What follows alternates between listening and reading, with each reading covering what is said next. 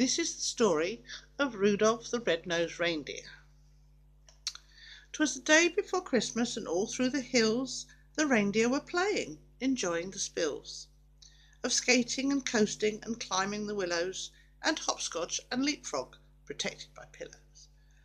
While every so often they'd stop to call names at one little deer not allowed in their games. Ha ha! Look at Rudolph, his nose is a sight.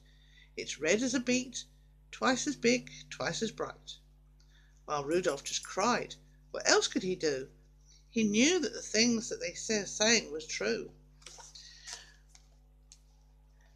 Where most reindeer noses are brownish and tiny, poor Rudolph's was red, very large, quite shiny. In daylight it dazzled, at night time it glowed like the eyes of a cat, and putting dirt on it just made it look muddy. Oh boy, was he mad when they nicknamed him Rudy. Although he was handsome, he was always good, obeying his parents as good reindeer should. That's why on this day Rudolph almost felt playful. He hoped that from Santa, soon driving his sleigh full of presents and candy and dollies and toys for good little animals, good girls and boys, he'd get just as much, and this is what pleased him, as the happier, handsomer reindeer who teased him. So as night and a fog hid the world like a hood, he went to bed hopeful. He knew he'd been good. Well, way up north on this same foggy night, old Santa was packing his sleigh for its flight. This fog, he complained, will be hard to get through. He shook his round head, and his tummy shook too. Without any stars or a moon as our compass, this extra dark night is quite likely to swamp us. To keep from collisions, we'll have to fly slow. To keep our directions, we'll have to fly low. We'll steer by the street lights and the houses tonight, in order to finish before it gets bright. Just think how the boys' and girls' faith would be shaken if we didn't reach them before they awaken. Come Dasher, come Dancer, come Prancer and Vixen, come Comet, come Cupid, come Donner and Blitzen. Be quick with your suppers, get hitched in a hurry. You too will find fog a delay and a worry. And Santa was right. He usually is. The fog was as thick as a soda's white fizz. Just not getting lost needed all Santa's skill. With street signs and numbers, more difficult still. He tangled in treetops again and again, and barely missed hitting a four-motored plane. He still made good speed, with much twisting and turning, as soon as the street lamps and house lights were burning. At each house, first noting the people who lived there, he quickly picked out the right presents to give there. By midnight, however, the last light had fled, for even big people have then gone to bed. Because it might wake them, a match was denied him. Oh my, how he wished for just one star to guide him. Through dark streets and houses old Santa did poorly. He now picked the presents more slowly, less surely. He really was worried, for what would he do if folks started waking before he was through? The air was still foggy, the night dark and drear, when Santa arrived at the home of the deer. A ledge that he tripped on while seeking the chimney gave Santa a spill and a painfully skinned knee. The room he came down in was blacker than ink. He went for a chair, and then found it, a sink. The first reindeer bedroom was so very black, he tripped on the rug and fell flat on his back. So dark that he had to move close to the bed and squint very hard at the sleeping deer's head before he could choose the right kind of a toy, a doll for a girl or a train for a boy.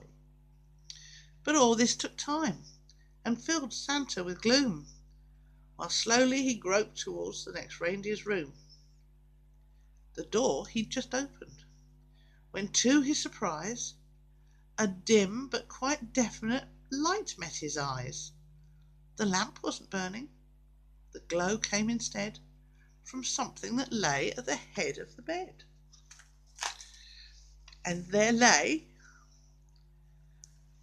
But wait now, what would you suppose?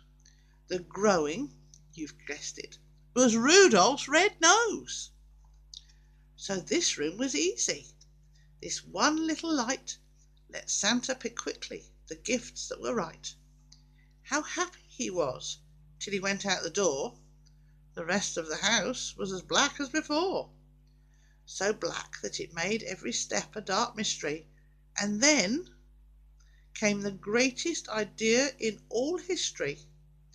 He went back to Rudolph and started to shake him, of course very gently, in order to wake him.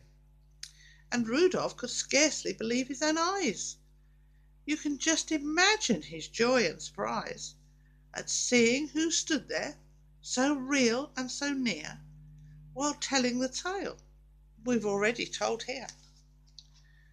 Poor Santa's sad story of dark and delay, the fog and the blackness and losing his way, the horrible fear that some children might waken before his complete Christmas trip had been taken.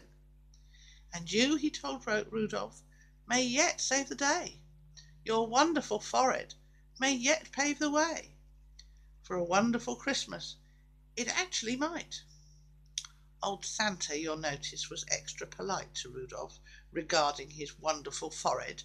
To call it a big shiny nose would sound horrid. I need you, said Santa, to help me tonight, to lead all my dear on the rest of our flight. And Rudolph broke out into such a big grin, it almost connected his ears and his chin. And notes for his folks he dashed off in a hurry.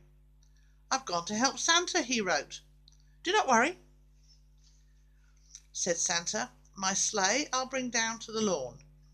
You'd stick in the chimney. And flash, he was gone. So Rudolph pranced out through the door, very gay, and took his proud place at the head of the sleigh. The rest of the night, well, what would you guess?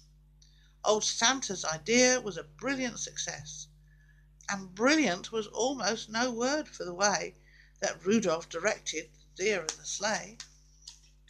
In spite of the fog, they flew quickly and low, and made such good use of the wonderful glow from Rudolph's forehead at each intersection that not even once did they lose their direction, while as for the houses and streets with a sign on them, they merely flew close so that Rudolph could shine on them. To tell who lived there and just what to give whom, they'd fly by each window and peek in the room. Old Santa knew always which children were good and minded their parents and ate as they should. So Santa selected the gift that was right, while Rudolph's forehead gave just enough light. It all went so fast that before it was day, the last present was given away. The very last stocking was filled to the top, just as the sun was preparing to pop.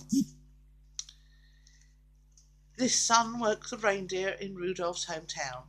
They found the short message that he'd written down. They gathered outside to await his return.